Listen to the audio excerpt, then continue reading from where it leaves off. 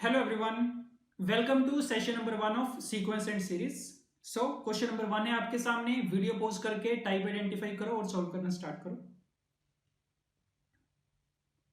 Let's start.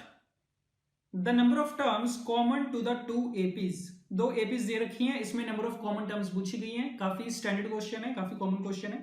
ठीक है, तो क्या करते हैं, इसमें सबसे जो पहली कॉमन टर्म होगी ना उसको तो मैन्युअली चेक कर लेंगे कौन सी दे रखी है. तो देखना जो फर्स्ट एपी है ना उसमें कौन सी टर्म्स हैं, 3, 7, 11, 4 का कॉमन डिफरेंस चल रहा है, 15, 19, 23, 27 इस टाइप से टर्म्स आएंगी फर्स्ट वाली में. और सेकंड में 7 का कॉमन डिफरेंस है 2, 9, 16, 23, 30 एंड सो ऑन.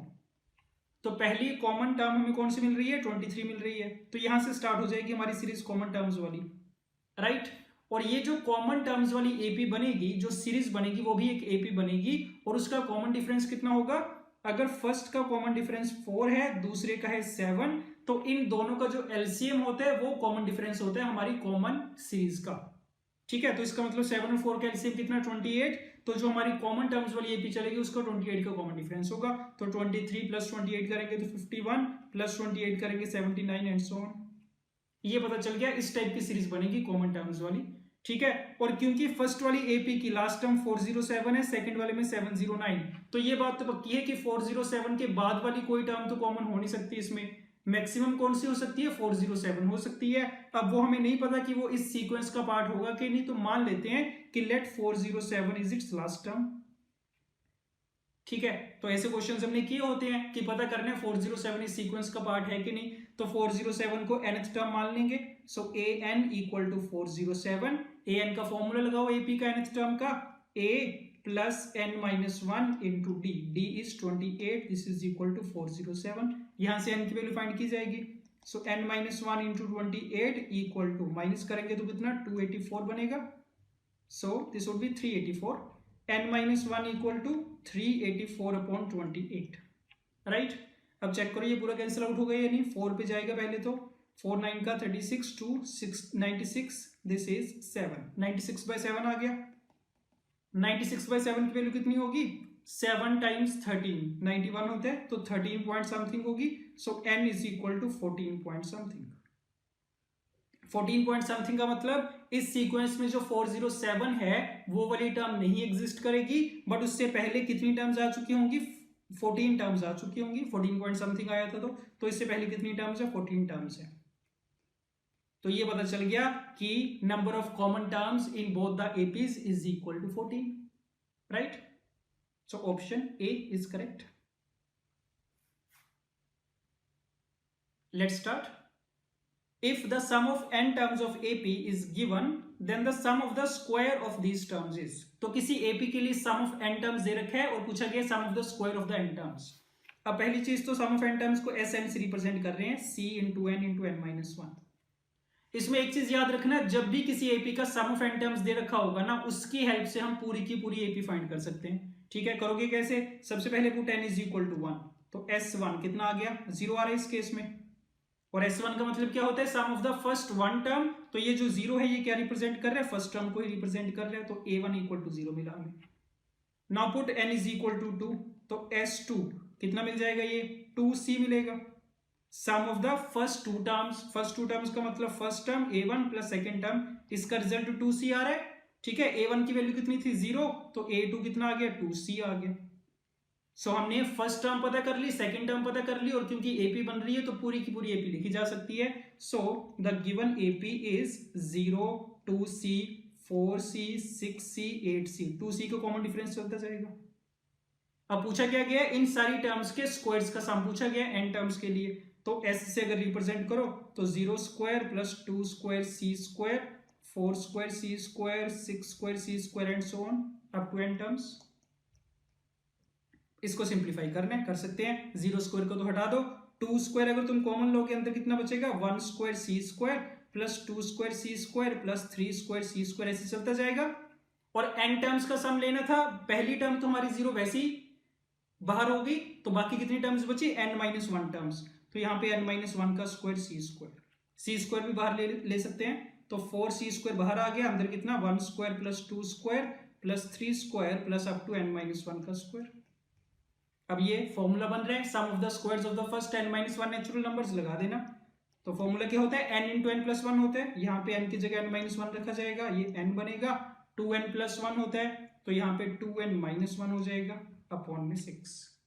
ठीक है, 2 × 2 = 4, 2 × 3 = 6, तो कितना बन गया ये 2/3 c² n × n - 1 × 2n - 1। Check कर सकते हैं, option B. Let's start. The greatest positive term of HP whose first 2 terms are this। एक HP है, इसकी पहली 2 टर्म्स दे रखी हैं। अब जब भी HP का क्वेश्चन आता है हम क्या करते हैं, उसको AP में कन्वर्ट करके करते हैं। तो हम मान लेंगे कि एक AP है, उसकी फर्स्ट टर्म इसका रेसिप्रोकल करके 5/2, दूसरी टर्म कितनी 23/12। ठीक है, इसका अगर तुम D निकालोगे ना, देखते हैं D कितना आएगा 23/12 - 5/2, सो दिस इज 12, 23 - 30 -7/12 आ रहा है। तो इससे हमें क्या पता चल रहा है कि जो AP बनेगी वो डिक्रीज होती जाएगी। कॉमन डिफरेंस अगर नेगेटिव है, डिक्रीज होते होते एक टाइम ये आएगा जब ये नेगेटिव बनना शुरू हो जाएगी। तो यहाँ पे क्या होगी ना, इसकी AN मान लेते हैं। Suppose AN is the last positive term, उसके बाद क्या होगा, नेगेटिव टर्म्स आनी शुरू हो जाएंगी। ये बात ठीक है।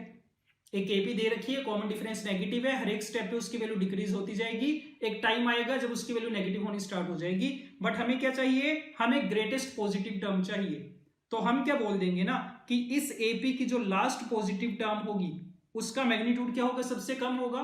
ठीक है, तो अगर उसका तुम रेसिप्रोकल करोगे, रेसिप्रोकल करने से उसका मैग्नीट्यूड क्या हो जाएगा, मैक्सिमम हो जाएगा। तो इसका मतलब greatest positive term of HP will be the reciprocal of the lowest positive term of the AP। तो बस ये फाइंड करना है अब हमें कि इस AP में लास्ट पॉजिटिव टर्म कौन सी है। तो कर लेना, AN मान लिया हमने लास्ट पॉजिटिव टर्म, इसको ग्रेटर देन 0 किया जाएगा। AN की वैल्यू A + n - 1 × D करो, सो A + n - 1, D कितना -7/12, ये कितना ग्रेटर देन 0 है।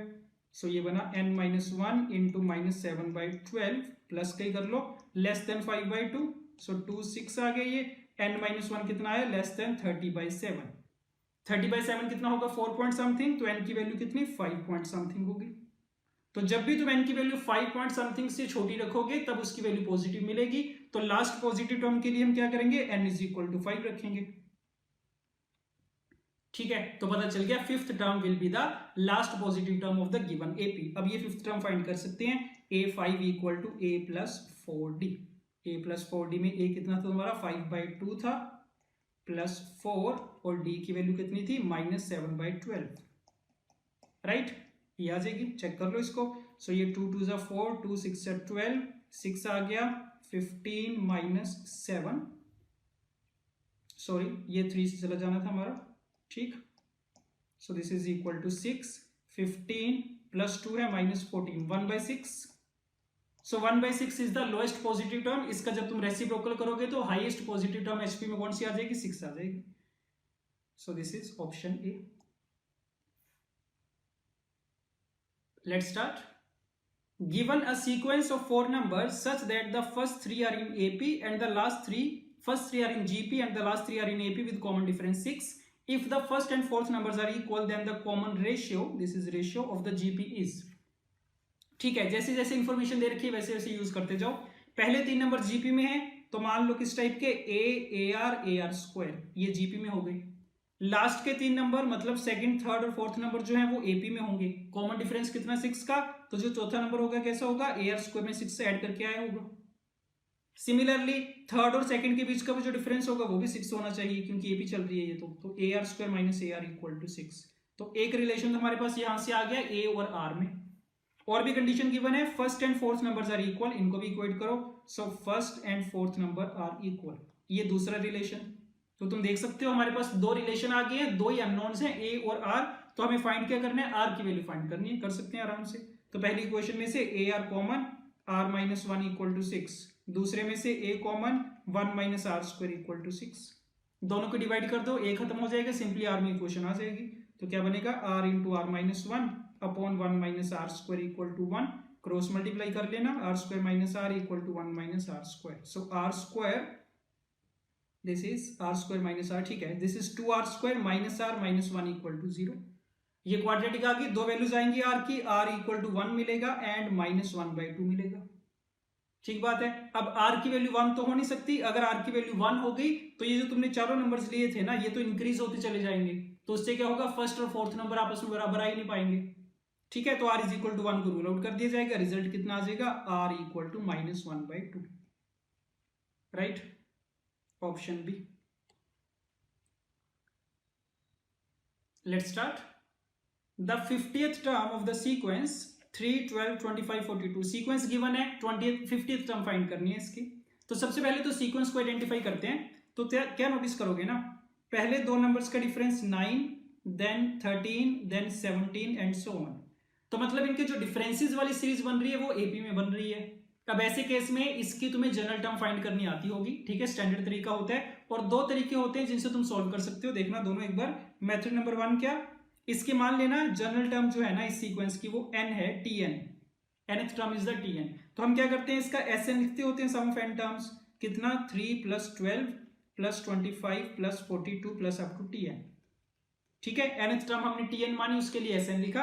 अब एक बार फिर से sn लिखा जाएगा, बट उसी को एक स्टेप आगे शिफ्ट करके लिखेंगे। तो 12 के नीचे 3 आएगा, 25 के नीचे 12 एंड सो ऑन। तो इससे tn के नीचे कितना लिखा गया होगा, tn - 1 प्लस में कितना tn। अब दोनों को सब्ट्रैक्ट करो, ये तो 0 आ गया, 3 के नीचे कुछ नहीं है, 0 है, तो ये 3 बना, 12 में से 3 सब्ट्रैक्ट किया जाएगा, तो दिस वुड बी 9, 25 - 12 करेंगे, 13 आएगा, प्लस में 17, ऐसे चलेगा। लास्ट में जाके tn में से सब्ट्रैक्ट हो रहा होगा tn - 1, और एक लास्ट में जो tn बचा उसकी वजह से -tn आ जाएगा। ठीक, अब हमें tn चाहिए था, तो -tn वाली टर्म को लेफ्ट हैंड साइड पे लेके जाएंगे, तो tn कितना मिला तुम्हें, 3 + 9 + 13 + 17 प्लस अप टू tn - -1। अब तुम क्या नोटिस करोगे, 9 से अगर तुम देखना स्टार्ट करो ना, ये एक एपी बन रही है और थ्रू आउट एपी बनेगी। और कितनी टर्म्स होंगी इसमें, 3 को क्योंकि तुमने पहले पीछे छोड़ दिया, तो इसमें कितनी n - 1 टर्म्स होंगी, एपी विद n - 1 टर्म्स। ठीक है, तो हम क्या कर सकते हैं, इन सब का सम निकालने के लिए sum of n terms of AP का फॉर्मूला लगा देंगे। सो कितना आया, tn = 3 + n - 1/2, 2 टाइम्स a, 9 से स्टार्ट हो रही है, प्लस n - 1 होते तो n - 2 आ जाएगा, d की वैल्यू कितनी, 4। ये मिल गया तुम्हें tn। इसको थोड़ा सिंप्लीफाई कर लेना, you will get 2n² + 3n - 2, ये मिलेगी tn। ठीक है, एक बार अगर tn मिल गई तो 50th टर्म पूछी गई थी, n को 50 पुट कर देना, t50 मिल जाएगा तुम्हें। ये बात ठीक है, तो ये तो हो गया एक तरीका। ठीक है, मेथड नंबर 2 क्या होता है ना, ये तुम याद रख सकते हो। यहां पे भी देखो, हमारा जो tn आया है कैसा है, n में क्वाड्रेटिक आया है। तो याद रखना, ऐसी कोई भी सीरीज जिसकी फर्स्ट डिफरेंस वाली सीरीज एपी में होती है, उसकी जो जनरल टर्म होती है वो n में क्वाड्रेटिक होती है हमेशा। तो तुम यहीं से स्टार्ट कर सकते थे कि let its general term tn = an² + bn + c, क्योंकि मैं पता है सी टाइप की होगी हमेशा। अब इसके बाद यूज कर लो, पहली टर्म दे रखी है तुम्हें 3, तो एक बार n को 1 पुट करेंगे, सो t1 कितना 3, इसमें भी n को 1 पुट करो, तो abc में एक इक्वेशन आ गई।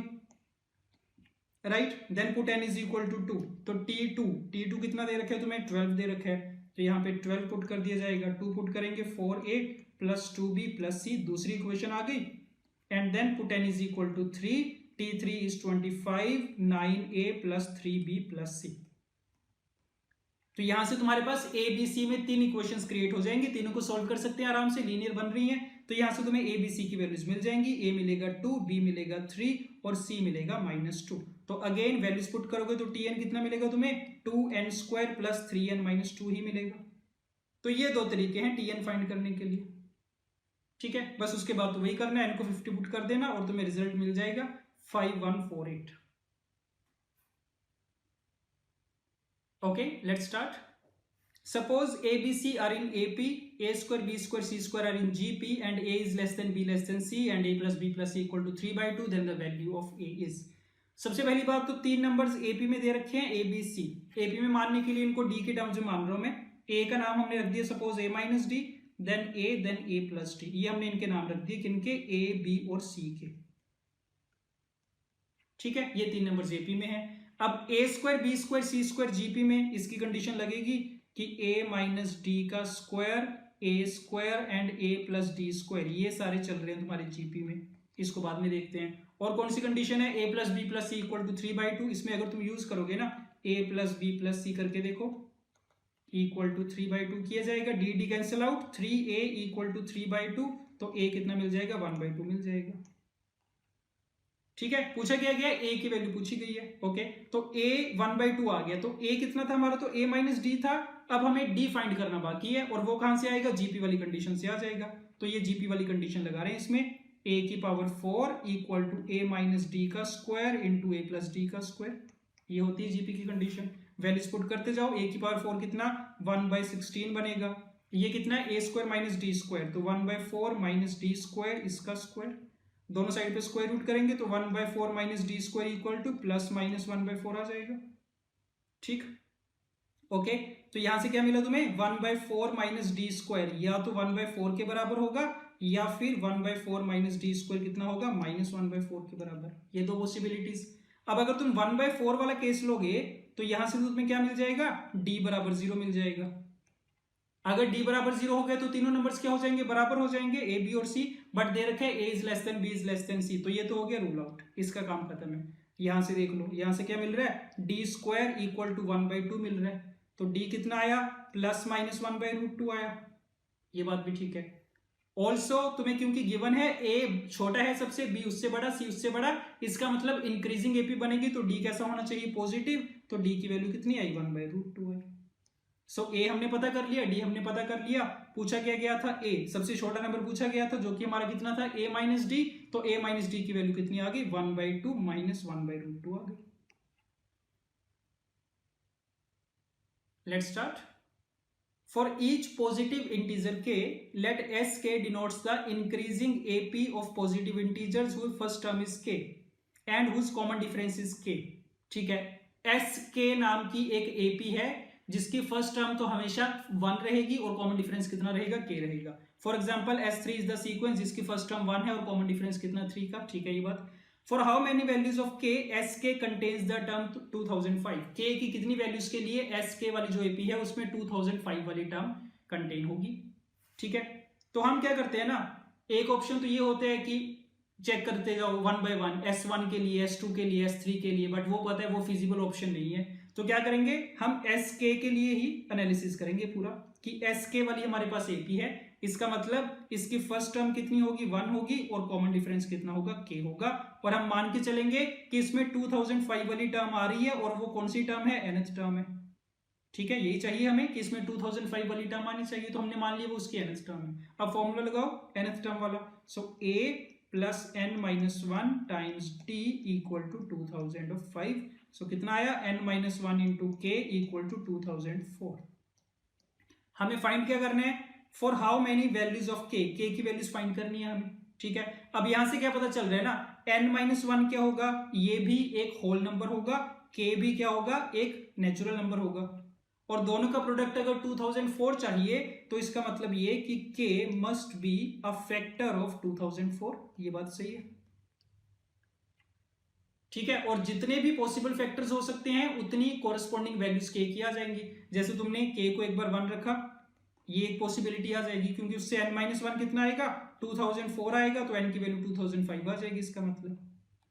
तो number of values of k will be equal to the number of factors of 2004। तो अब तुम्हारा क्वेश्चन ये बन गया कि 2004 के नंबर ऑफ फैक्टर्स बताने कितने होंगे, तो वो हमें करना आता होगा परमुटेशन कॉम्बिनेशन से। सो 2004 की प्राइम फैक्टराइजेशन करेंगे, 4 से जाएगा, 4 इंटू 501, 501 आगे 3 पे जा रहा है, सो 3 3 126 167, तो प्राइम फैक्टराइजेशन होगी 2 का स्क्वायर इंटू 3 की पावर 1 167 की power 1। Total number of factors कितने होंगे, k के बराबर, यहां से कितना आएगा 2 + 1 = 3, 1 + 1 = 2, 1 + 1 = 2, 12 के बराबर आ गया। तो क्योंकि 2004 के नंबर ऑफ फैक्टर्स 12 हैं तो उसके कोरस्पॉन्डिंग k की वैल्यूज भी कितनी मिलेंगी, 12 मिल जाएंगी। चेक करके देख सकते हैं, option A. Let's start. If ABC are in HP then the value of this is। अब पता है अगर ABC HP में है तो condition is B = 2AC upon A + C, तो बस ये कंडीशन लगाएंगे, सिंप्लीफाई करेंगे और कुछ नहीं इसमें, तो करते जाओ log of A + C plus log of B की वैल्यू पुट कर रहा हूं मैं a plus c minus 4ac upon a plus c, right? now this is equal to log of a plus c plus में log of LCM लेंगे तो कितना आएगा a plus c का होल स्क्वायर माइनस का 4ac अपॉन में a plus c। अब log m plus log n वाली फॉर्म में प्रॉपर्टी लगा दो तो होगा क्या a प्लस c वाला सारा फैक्टर तो कैंसिल आउट हो जाएगा और ये साथ में कितना बन रहा है a माइनस सी का होल स्क्वायर बन रहा है, ऐसे a plus C cancel out, क्या मिला log of a minus C का होल स्क्वायर, पावर आगे शिफ्ट हो जाएगी तो 2 times log of a minus C के बराबर आ जाएगा रिजल्ट। बस यही है इसमें, तो चेक कर लो ऑप्शन इसी फॉर्म में। Let's start. Let an be the nth term of a certain GP if this sigma is 200, this sigma is 100, then the sigma of an। ठीक है, पहले सबसे ये जो पहले वाला सिग्मा है इसको एक्सपैंड करके लिख रहे हैं और नंबर ऑफ टर्म्स आएंगे 3 से स्टार्ट होंगे, तो क्या दे रखे हैं ना तुम्हें a3 plus a5 plus a7 plus up to a201 तक जाएगा, इसकी वैल्यू 200 दे रखी है। और क्योंकि जीपी है तो जीपी की फर्स्ट टर्म a मान रहे हैं, कॉमन रेशियो r मान रहे हैं, तो फॉर्मूला लगाओगे जब सब में ar स्क्वायर प्लस ar की पावर 4 ar की power 6 plus up to ar to the power 200, ये दे रखे हैं, ये 200 के बराबर आ जाएगा। इसमें से ar स्क्वायर कॉमन ले सकते हो, अंदर कितना 1 plus r square plus r to the power 4 plus r to the power 198, this is equal to 200। तो एक रिलेशन तुम्हें यहां से मिल जाएगा फर्स्ट वाले सिग्मा से a और r के बीच में। ठीक है, अब आ जाओ सेकंड वाले सिग्मा पे। सेकंड में सारी की सारी इवन टर्म्स हैं, 2 से स्टार्ट हो रही हैं, 200 तक जा रही हैं, तो a2 plus a4 plus a6 plus up to a200 और इसकी वैल्यू कितनी दे रखी है, this is equal to 100। Again सबका फॉर्मूला लगाओगे, this is ar cube ar to the power 5 plus up to ar to the power 199, this is equal to 100। क्या common आ गया, ar कॉमन आ गया, अंदर कितना बचा 1 plus r square plus r to the power 4 plus up to r to the power 198, this is equal to 100। तो ये दो relation आ गए तुम्हारे पास और देख सकते हो दोनों को अगर हम डिवाइड कर दें तो ब्रैकेट के अंदर वाला सारा एक्सप्रेशन कैंसिल आउट हो जाएगा, a की वैल्यू कैंसिल आउट हो जाएगी, r मिल जाएगा तुम्हें डायरेक्टली, तो r कितना मिल गया 2 के बराबर मिल गया, r इक्वल टू 2। ये बात ठीक है, ओके। अब चाहो तो a भी फाइंड कर सकते हैं बट a में थोड़ी सी मेहनत करनी पड़ेगी, हमें थोड़ी कैलकुलेशन बनेगी, तो देखते हैं उसके बिना अगर काम चल जाए तो। क्या पूछा गया, sigma of an, sigma of an का मतलब ये n इज इक्वल टू 1 से लेकर 200 तक जा रहा है, तो a1 plus a2 plus up to a200 पूछा गया। ठीक है, और हमें जो दो रिलेशन गिवन थे ना, देखना इसको कौन कौन से थे, पहला a3 से लेके a201 तक का और दूसरा a2 से लेके a200 तक का, तो इन दोनों को अगर तुम ऐड करोगे तो तुम्हें क्या पता चलेगा कि a2 plus a3 plus a4 यहां से लेके a2201 तक, इसका सम कितना बन रहा है 200 प्लस 100 300 बन रहा है, बट हमें क्या चाहिए 1 से 200 तक का चाहिए, तो अगर मैं दोनों तरफ r से डिवाइड करवा दूं ना, a2 by r, a3 by r, a4 by r, सब जगह r से डिवाइड करवा दूं तो a2 बाई आर कितना बन जाएगा, ऑटोमेटिकली a1 बन जाएगा, a3 बाई आर a2 बन जाएगा, प्लस अप टू कहां तक आ जाएगा a200 तक आ जाएगा, यही चाहिए था हमें। और राइट हैंड साइड पे कितना 300 बाई आर, r की वैल्यू कितनी 2, तो 2 से डिवाइड करोगे तो कितना आ जाएगा 150 आ जाएगा आंसर। ठीक है, तो a की हमें जरूरत नहीं पड़ी a फाइंड करने की, उसके बिना काम चल गया, so the result is 150। let's start। if the sum of n terms of a GP with common ratio r beginning with the pth term is k times the sum of an equal number of terms of the same series beginning with the qth term, then the value of k is। क्या बोला गया, पहले तो एक GP दे रखी है, common ratio r की है, फर्स्ट टर्म में a मान के चल रहा हूं, तो a ar स्क्वायर ऐसे चलेगा। अब कौन सा सम दे रखा है ना, sum of n terms of GP दे रखा है, बट कहां से स्टार्ट हो रहा है, beginning with the pth term, तो इसकी pth टर्म क्या होगी जीपी की ar की पावर p माइनस 1, तो इसने बोला इस सीरीज से स्टार्ट करके तुम्हें आगे की n टर्म्स का सम लेना है, सम ऑफ n टर्म्स। ठीक है, और वो हम लिख सकते हैं, इसका सम ऑफ n टर्म्स कितना आएगा, फर्स्ट टर्म ar की power p minus 1 into r की power n minus 1 upon r minus 1, और r तो सेम ही रहेगा, r के बराबर रहेगा, ये आ गया पहले के लिए तो राइट। ये वाला सम तुम्हें क्या दे रखा है, this is k times the sum of the equal number of terms, n number of terms beginning with qth term.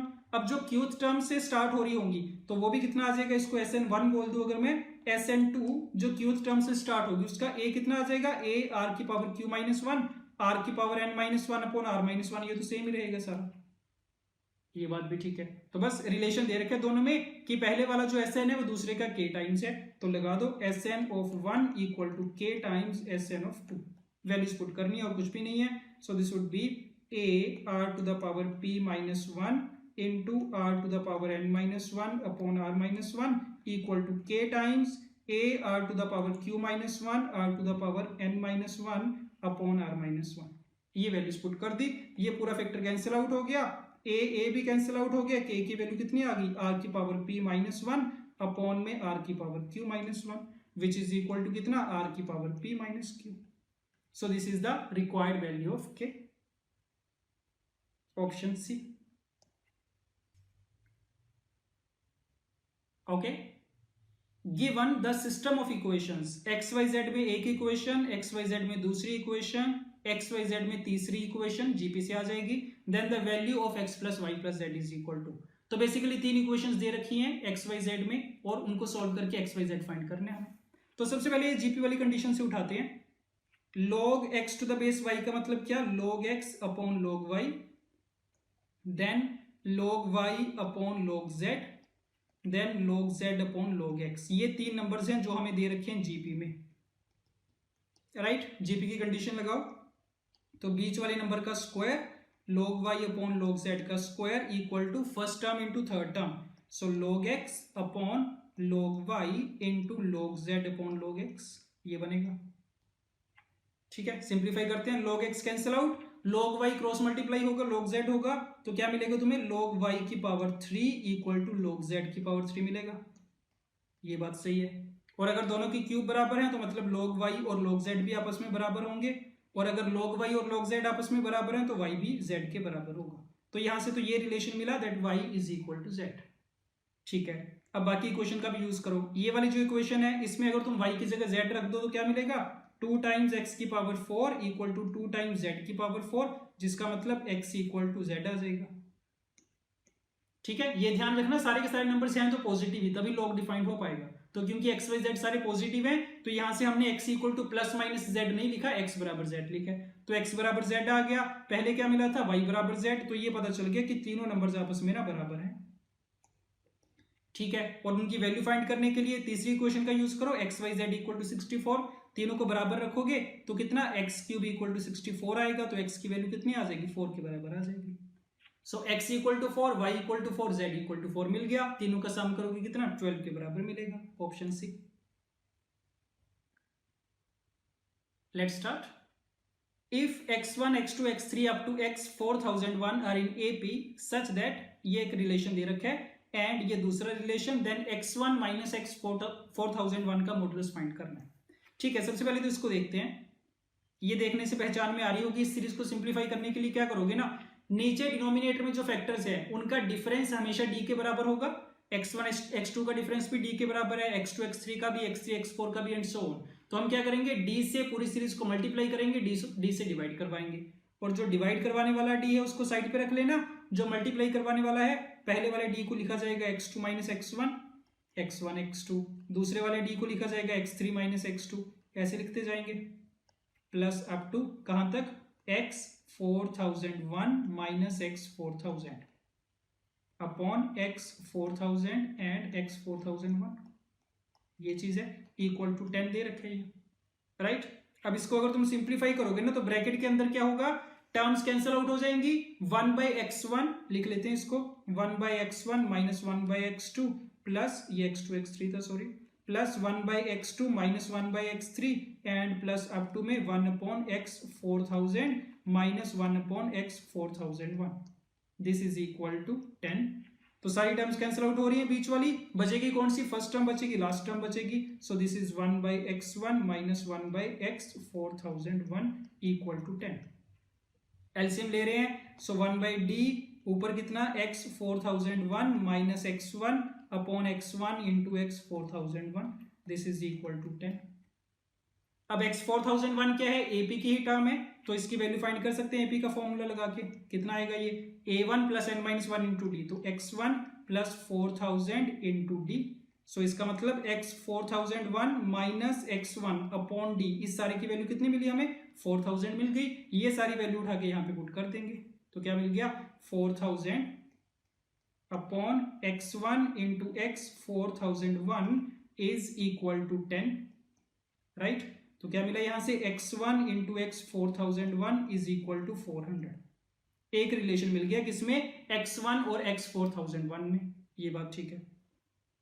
और हमें क्या गिवन था ना x2 प्लस x 400 50 के बराबर गिवन था। x2 क्या है सेकंड टर्म, x 4000 क्या है सेकंड लास्ट टर्म, और हमें पता है second term plus second last term का जो सम होगा वो बराबर होगा फर्स्ट टर्म और लास्ट टर्म के। तो मतलब ये वाली जो चीज है एक्चुअल में ये क्या है x1 प्लस x 4001 ही है। सो x1 प्लस x 4001 इसी की वैल्यू इसने दे रखी है इक्वल टू 50। ठीक है, ये दूसरा रिलेशन आ गया। तो इन दोनों का यूज करके x1 और x 4001 फाइंड कर सकते हैं। दोनों का डिफरेंस चाहिए तो दोनों इंडिविजुअली फाइंड करने की बजाय ऐसे कर लो कि x1 माइनस x 4001 का स्क्वायर, आइडेंटिटी यूज कर रहे हैं, equal to x1 plus x 4001 का square minus 4 times x1 into x 4001। ठीक है, a minus b whole square equal to a plus b whole square minus 4ab। Values put कर दो, यहाँ पे कितना बनेगा 50 का स्क्वायर 2500 और माइनस 4 टाइम्स 400। तो 2500 माइनस 1600 कितना आ गया 900 आ गया। दोनों साइड पे स्क्वायर रूट लेंगे तो ये जो डिफरेंस पूछा गया था तुमसे ये कितना आ जाएगा 30 के बराबर आ जाएगा। ठीक है, option B. Let's start. In a sequence of 4n plus 1 terms, totally 3 terms हैं. The first 2n plus 1 terms are in AP whose common difference is 2 and the last 2n plus 1 terms are in GP whose common ratio is 0.5. If the middle terms of the AP and GP are equal then the middle term of the sequence is. ठीक है, total 4n plus 1 terms है, उसमें से पहली 2n plus 1 AP में है और आखिर की 2n plus 1 GP में है। तो अगर पहली टर्म का नाम A1, दूसरी का A2, A3 up to A2n plus 1, ये तो तुम्हारी चल रही है क्या AP। ठीक है, अब अगर पहले 2n प्लस 1 टर्म्स तुमने लिख ली तो बाकी कितनी बचेगी 2n ही बचेंगी। बट इसने क्या लिखा है कि लास्ट की 2n प्लस 1 टर्म्स जीपी में है, तो इसका मतलब 2n प्लस 1 को भी साथ में इंक्लूड करके चलेंगे। तो आगे वाली जो टर्म्स आएंगी अप टू कहां तक जा रही है 4n प्लस 1 तक। सो इसका मतलब ये A2n प्लस 1 से लेके A4n प्लस 1 तक ये सारी किसमें जीपी में। तो ये सिचुएशन है। ठीक है, अब दोनों की मिडिल टर्म को हमें बराबर करना है। एपी की कॉमन डिफरेंस दे रखा है, जीपी की कॉमन रेशियो दे रखी है। तो करते क्या है एपी की मिडिल टर्म फाइंड करो, जीपी की मिडिल टर्म फाइंड करो, दोनों को बराबर करो। तो सबसे पहले तो मिडिल टर्म ऑफ एपी, कितनी टर्म्स है एपी में 2n प्लस 1 टर्म्स हैं, तो मिडिल टर्म कौन सी होगी n प्लस 1th टर्म होगी और n plus 1th term is a plus n into d. तो फर्स्ट टर्म को a1 को a मान ले, अगर कॉमन डिफरेंस को d मान ले तो a plus n into D लिखा जाएगा। और डी तुम्हें दे रखा है किसके बराबर है 2 के बराबर, तो a प्लस 2n। ये मिल गई तुम्हें क्या मिडिल टर्म ऑफ एपी। अब आ जाओ मिडिल टर्म ऑफ जीपी पे। मिडिल टर्म ऑफ जीपी, अब जीपी कहां से स्टार्ट हो रही है 2n प्लस 1 से स्टार्ट हो रही है, कहां तक जा रही है 4n प्लस 1 तक जा रही है। तो इसकी मिडिल टर्म कौन सी होगी a 3n प्लस 1 वाली होगी। ठीक बात है ये।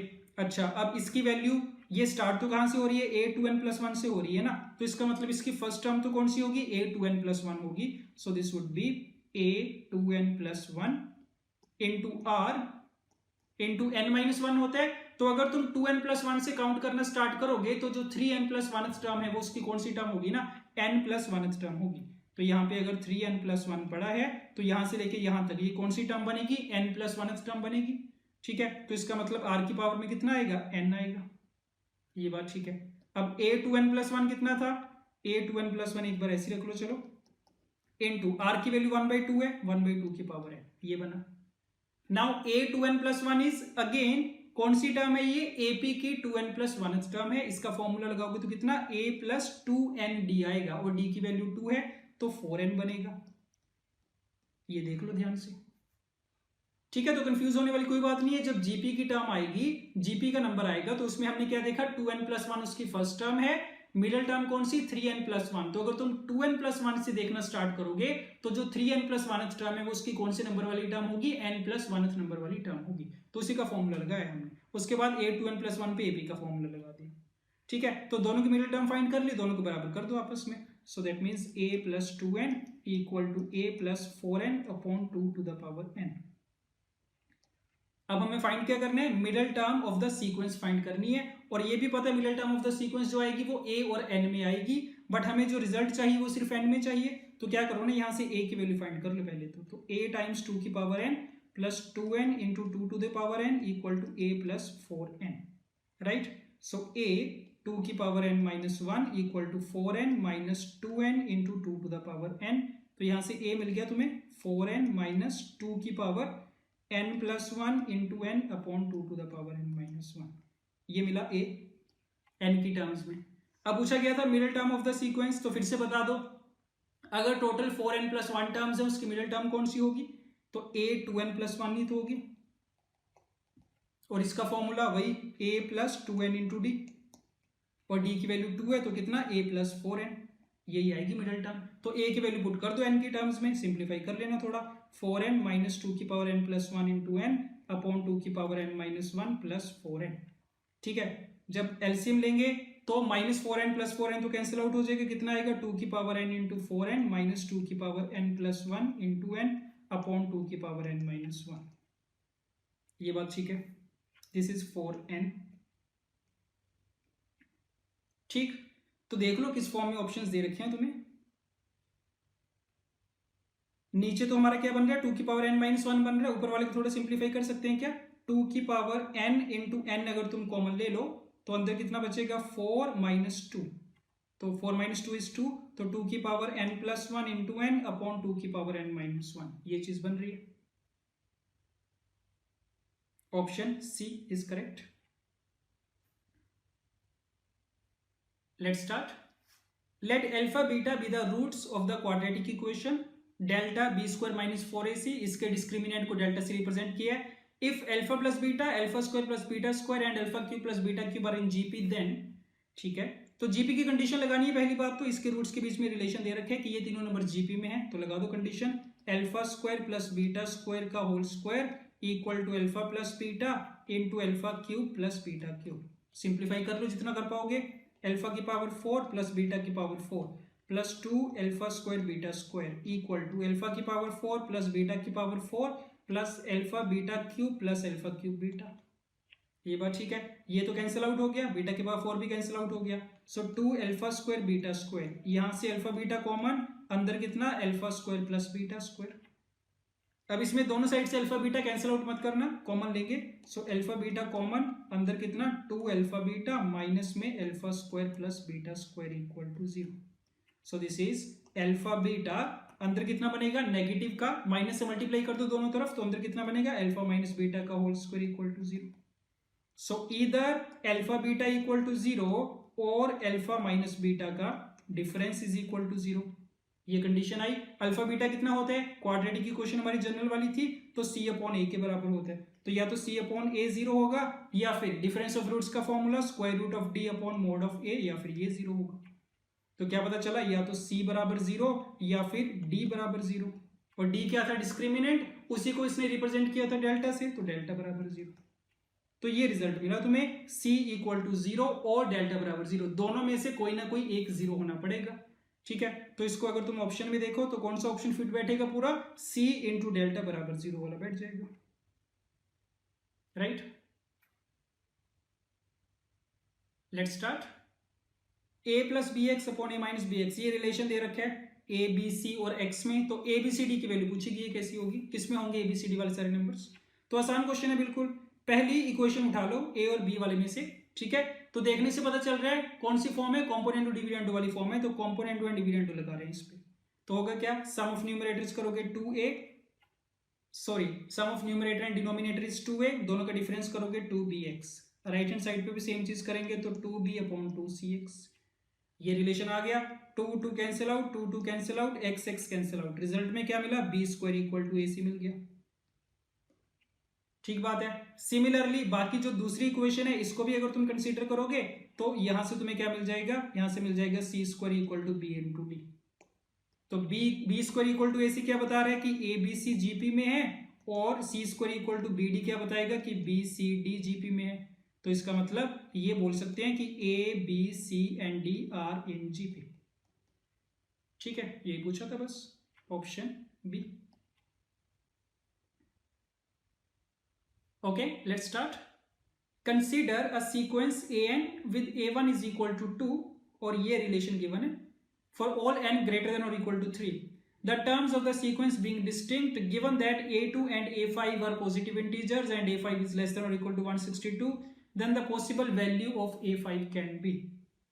पहला काम तो क्या करेंगे ना, इसमें जो सीक्वेंस दे रखे है उसको आइडेंटिफाई करने की ट्राई करते हैं। ठीक है, देखना रिलेशन दे रखे है तुम्हें an upon an minus one equal to an minus one upon an minus two for every n greater than और इक्वल टू 3। तो वैसे तो देख के पता चल रहा है कि जीपी बनेगी, अगर ना पता चले तो वैल्यूज पुट करके देख लो। n को 3 पुट करके देखो कितना मिलेगा, a3 upon a2 equal to a2 upon a1। तो मतलब जो a2 और a1 की रेशियो है that is equal to the ratio of a3 and a2। Same तरीके से n को 4 रखोगे क्या मिलेगा, जो a3 और a2 की रेशियो है वही रेशियो आएगी a4 और a3 की। तो मतलब जो सीक्वेंस बन रहा है उसमें सारी कॉन्सेक्यूटिव टर्म्स की रेशियो आपस में बराबर है, which is the definition for GP. तो इसका मतलब ये जो तुम्हें सीक्वेंस दे रखा था an वाला, this is in fact a GP, ये पता चल गया। ठीक है, तो अब लिख देंगे कि a1 a2 a3 a4 up to an ये सारी एक जीपी में है, इतना पता चला। और देखो क्या कुछ इंफॉर्मेशन है, a1 बराबर 2, फर्स्ट टर्म तो इसने खुद से दे दी a1 बराबर 2, कॉमन रेशियो हम r की मान लेते हैं। ठीक है, okay, terms of the sequence being distinct, इसका मतलब क्या, r की वैल्यू 1 नहीं हो सकती अगर डिस्टिंक्ट टर्म्स चाहिए। Now a2 and a5 are positive integers, तो अगर पहली टर्म 2 है ना और तुम चाहते हो कि a2 क्या आए, पॉजिटिव इंटीजर आए, तो इसका मतलब r कैसा होना चाहिए, पॉजिटिव होना चाहिए। और इंटीजर होने का मतलब कि या तो r इंटीजर होगा या फिर कैसा होगा कि 1/2 3/2 5/2 इस टाइप का होगा, ये पॉसिबिलिटीज हैं, तभी a2 तुम्हें इंटीजर मिल पाएगा। ठीक बात है। अब a5 भी पॉजिटिव इंटीजर चाहिए। अब क्योंकि r को तो हमने पॉजिटिव कर दिया तो a5 पॉजिटिव तो आएगा ही, बट अगर तुम चाहते हो a5 भी इंटीजर आए तो r की वैल्यू ना ऐसी नहीं हो सकती, 1/2 3/2 5/2 जैसी नहीं हो सकती। अगर ऐसी होगी तो a5 इंटीजर नहीं आ पाएगा। तो ये पता चल गया कि r कैसा होगा, एक इंटीजर होगा। ये बात ठीक है, तभी a2 और a5 भी इंटीजर आ पाएंगे। तो इतनी इंफॉर्मेशन मिल गई। First term 2, common ratio r की वैल्यू पॉजिटिव होनी चाहिए, इंटीजर होनी चाहिए एंड नॉट इक्वल टू 1 होनी चाहिए। अब इसके बाद देखते हैं a5 लेस देन और इक्वल टू 162 दे रखा है, a5 फिफ्थ टर्म है, फॉर्मूला कितना, a1 into r to the power 4 less than और इक्वल टू 162। a1 की वैल्यू 2 है, पुट कर दो, r की पावर 4 लेस देन और इक्वल टू कितना 81 आ गया। अब यहां से देखो कितने सॉल्यूशंस आएंगे, r की कौन कौन सी वैल्यू हो सकती है, 0 तो हो नहीं सकती, पॉजिटिव चाहिए, 1 भी नहीं हो सकती, ऑलरेडी देख चुके हैं। r इक्वल टू 2 हो सकता है, r इक्वल टू 3 हो सकता है, बस 3 की पावर 4 81 चला जाएगा। तो ये दो पॉसिबल वैल्यूज हो सकती हैं r की। और तुमसे क्या पूछा गया था, पॉसिबल वैल्यू ऑफ a5 पूछी गई थी, तो आ जाएगी a5 कितना, फिर से a1 इंटू आर की पावर 4। तो एक बार जब तुम r को रखोगे 2 तो a5 देख लो कितना आएगा, 2 इंटू 2 की पावर 4 32 आएगा, और जब r की वैल्यू तुम 3 रखोगे तो a5 कितना आएगा, 2 इंटू 3 की पावर 4 162। तो दो पॉसिबल वैल्यूज हो सकती है a5 की, या तो 32 होगी या 162 होगी। ऑप्शंस में मैच कर लो, दोनों में से कोई एक दे रखी होगी। Option D is correct, 162। Let's start. Let a1 a2 a3 up to a49 be in AP such that, ये सिग्मा गिवन है 416 के बराबर, and a9 plus a43 is equal to 66। ठीक है, पहले तो ये सिग्मा को एक्सपेंड करके लिख रहे हैं, देख रहे हैं क्या बनेगा। This would be a1 plus a5 plus a9 plus up to कहां तक जाएगा ये a49, this is equal to 416। अब ये जो AP दे रखी है फर्स्ट टर्म तो इसकी a1 है, कॉमन डिफरेंस d का मान के चलते हैं, राइट। और ये भी तो एक AP होगी खुद में, a1 a5 a9 वाली, और इसका कॉमन डिफरेंस कितने का होगा, 4d का होगा। अगर ओरिजिनल AP का d का था, इसका 4d का हो जाएगा। नंबर ऑफ टर्म्स कितनी है, k बराबर 0 से 12 तक जा रहा था, तो टोटल 13 टर्म्स हैं, तो sum of 13 terms of AP का फॉर्मूला लगा रहे हैं। So 13/2 2 times a plus n minus 1 12 into d कितना 4d, this is equal to 416, right. थोड़ा सिंप्लीफाई करो, ये कैंसिल आउट होगा, 13 3 जा 39 2 26, so this is a1 plus 24d equal to 32। ये हमारे पास एक रिलेशन आ गया a1 और d में। दूसरा रिलेशन कहां से आएगा, यहां से आएगा, तो a9 is a plus 8d लिखोगे, सो A1 प्लस 8D और A43 को लिखा जाएगा A1 plus 42D। This is equal to कितना दे रखा है 66 दे रखा है। ठीक है, तो कितना बन गया ये 2 times A1 plus 50D equal to 66, 2 से divide, so A1 plus 25D equal to 33। A1 और D में दूसरा रिलेशन आ गया, दोनों को आपस में सोल्व करना, सब्ट्रैक्ट करके देख लो 25D माइनस 24D कितना, D इक्वल टू कितना आ गया 1 आ गया, और D की वैल्यू अगर 1 है तो A1 कितना 8 के बराबर। सो D पता कर लिया, A पता कर लिया, तो मतलब पूरी की पूरी AP पता चल गई।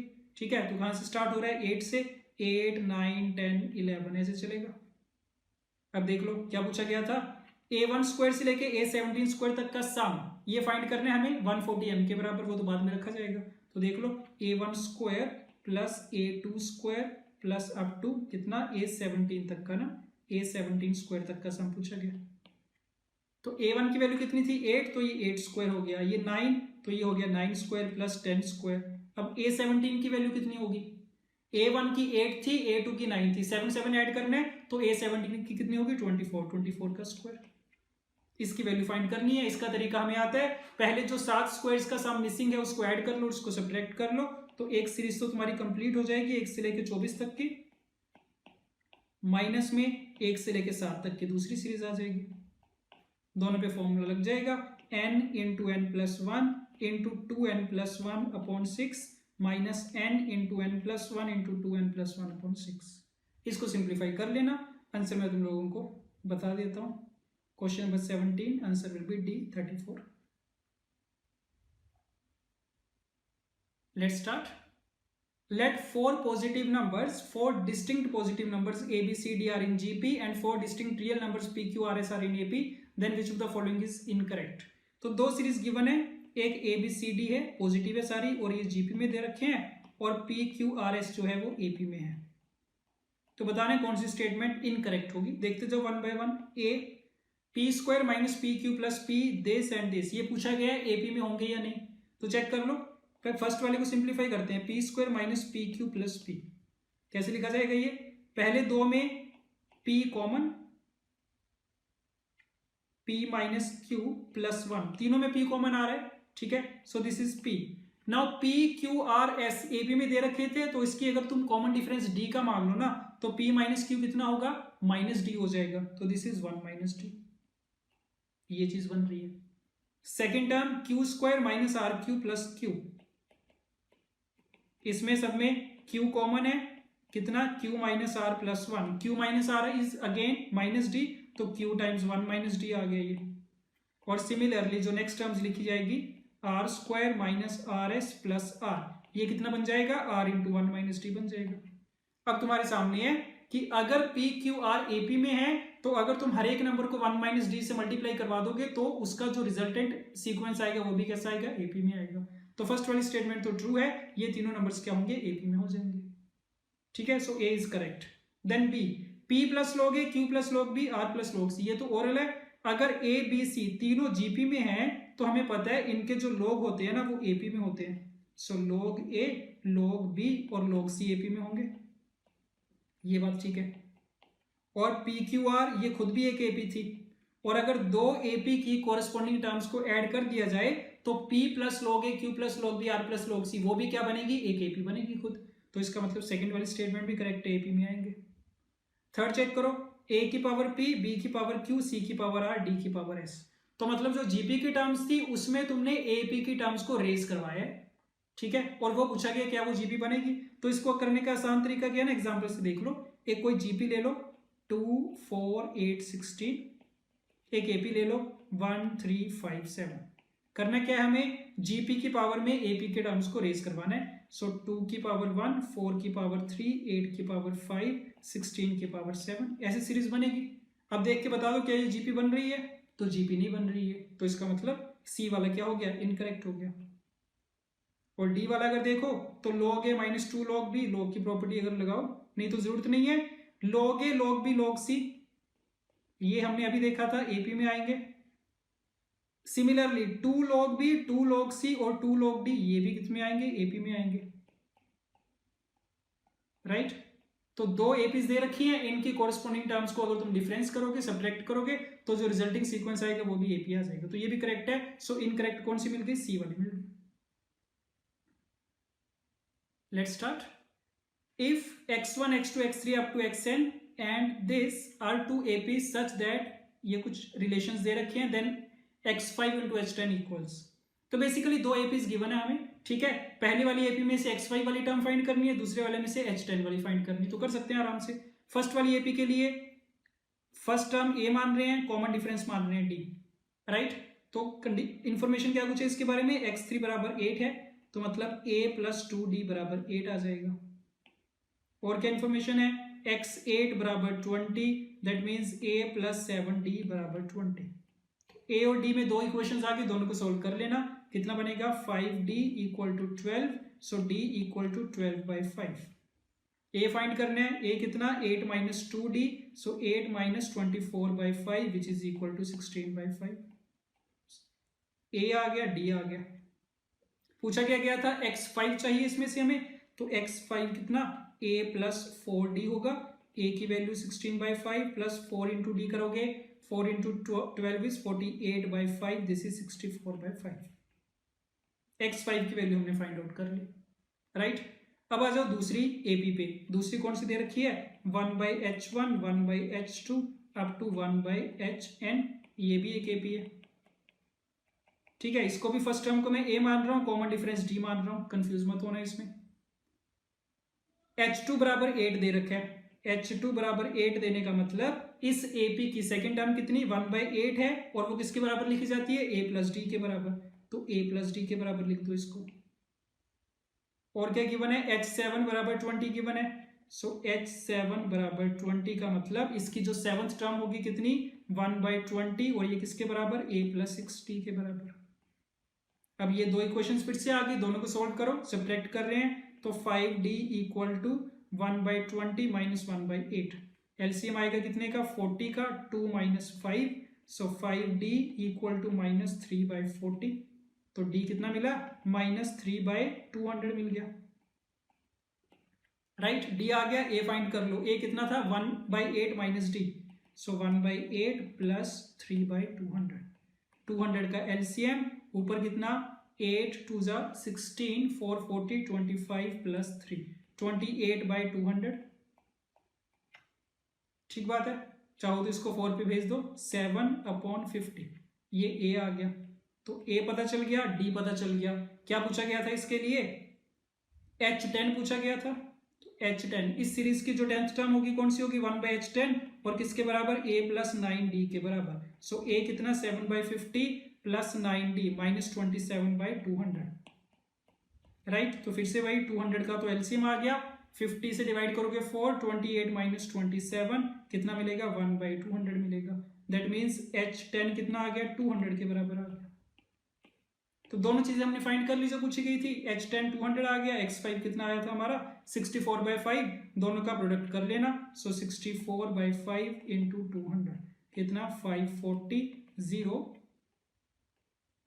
2560, option B. Okay, last question. x plus y plus z equal to 15 if these numbers are in AP while this is equal to 5/3, if these numbers are in HP then the value of a minus b can be equal to। बस condition लगाते जाओ, पहले AP ले लो। a x y z b ये AP में दे रखा है, ठीक है। और कंडीशन है x plus y plus z equal to 15। हमें a और b की वैल्यू चाहिए। तो देखना, अगर x y z AP में है तो 2y equal to X plus Z होगा। That means x plus Z की जगह मैं 2y लिख सकता हूं। तो 3y इक्वल टू 15 आ गया, विच मीन्स y की वैल्यू कितनी आ गई? 5 आ गई। ये बात ठीक है। और ये भी बात ठीक है कि a y और b ये तीनों भी क्या होंगे? AP में होंगे, इक्वल डिस्टेंस पे।